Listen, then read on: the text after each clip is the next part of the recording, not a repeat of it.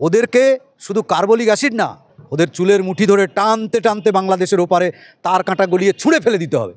অনুপ্রবেশকারীদের নিয়ে যদি প্রতিবাদের কথা কারো মুখ থেকে প্রথম উঠে আসে তিনি মমতা বন্দ্যোপাধ্যায়। আমরা দেখেছিলাম সালটা 2005, যখন তিনি স্পিকারের দিকে কাগজ ছুঁড়ে কান্না করতে করতে সংসদ ভবন থেকে বেরিয়ে এসে বলেছিলেন আমাকে বলতে দেওয়া হচ্ছে না। ঠিক এই মুহূর্তে মমতা বন্দ্যোপাধ্যায়ের দিকে অভিযোগ, এবং আজকের দিনে তা স্পষ্ট যে যেভাবে স্বরূপনগরের সীমান্ত থেকে শুরু করে একাধিক বাংলাদেশের যে সীমান্ত, সেখানে অনুপ্রবেশকারীরা কিলবিল করছে যেন, এবং তাদের মুখে কথা নেই। আমার সঙ্গে রয়েছেন এই মুহূর্তে নাট্যকার অধিকারী কৌশিক, আমি কথা বলার চেষ্টা করব।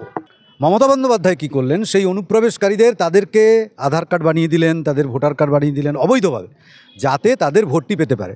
এখন ধরো একজন মানুষ, সে এখানে একটু কাজের নেশায় খেতে পাচ্ছে না, তাই দুটো খাওয়ার জন্য এখানে এসছে, তাকে এখন তৃণমূলের নেতানেত্রীরা তাদের কাছ থেকে কি বলে ঘুষ নিয়ে আর কি 2-4-5 হাজার টাকা ঘুষ নিয়ে বললো তোমার আধার কার্ড করে দিচ্ছি, তুমি ভোটের সময় ভোট দাও। সে ভোট দিয়ে চলে যাচ্ছে, তাহলে সে ভোটটা কাকে দেবে? সে তো তৃণমূলকেই দেবে না, তাই না? যে তাকে ওইটি হেল্পটা করলো এই অবৈধ কাজটা করতে, সে তাকেই ভোট দেবে। তো মমতা বন্দ্যোপাধ্যায় এতদিন যে ক্ষমতায় আছেন, সেই সব অনুপ্রবেশকারীদের ভোটেই মোটামুটি ক্ষমতায় আছেন, টিকে আছেন। এইবার এসআইআর শুরু হওয়ার পর থেকে, যখন পশ্চিমবঙ্গ থেকে এবং সারা ভারতবর্ষ থেকে নির্বাচন কমিশন ময়লা পরিষ্কারের কাজটা করছে, সেই সময় কিলবিল করে পোকাগুলো যখন আমরা দেখতে পাচ্ছি যে সীমান্ত দিয়ে পশ্চিম বাংলাদেশে চলে যাওয়ার চেষ্টা করছে, তখন মমতা বন্দ্যোপাধ্যায় খেপে যাচ্ছেন। কেন না, তার ওই যে অবৈধ পোকা, সেই পোকাদের ভোটে তিনি যে ক্ষমতায় আছেন, সেই ক্ষমতার এবার টালবাহানা শুরু হয়েছে। এবার অরিজিনালি ভোটটা হবে।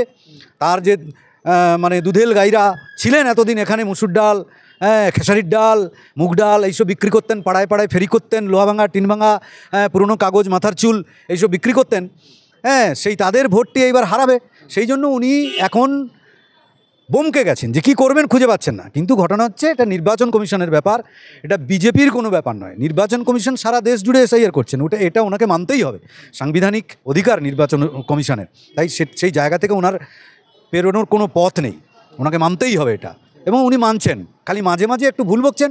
আমি মাঝে মধ্যে সোশ্যাল মিডিয়ায় দেখি লোকজন বলছে যে বাংলাদেশের লোকেরা ওখানে শেখ হাসিনার ফাঁসির ওদের সুপ্রিম কোর্ট দিয়েছে যে শেখ হাসিনাকে ফাঁসি দেবে তারা, এবং তারা বলছে যে ভারতবর্ষ থেকে শেখ হাসিনাকে আমাদের হাতে পাঠিয়ে দাও। আমি মাঝে মাঝে সোশ্যাল মিডিয়ায় দেখছিলাম মানুষজন বলছে যে শেখ হাসিনার বদলে অন্য কাউকে দিলে হবে। তো সেই যে বিষয়, তো আমরা অন্য কাউকে দেব না, সেটা সরকার সিদ্ধান্ত নেবে। কিন্তু পশ্চিমবঙ্গে বসবাসকারী অবৈধ অনুপ্রবেশকারী বাংলাদেশিদের আমরা পত্রপাঠ এই বাংলা থেকে বিদায় করব। মমতা বন্দ্যোপাধ্যায়ের এই অবৈধ ভোট আমরা পশ্চিমবঙ্গ থেকে বিদায় করব।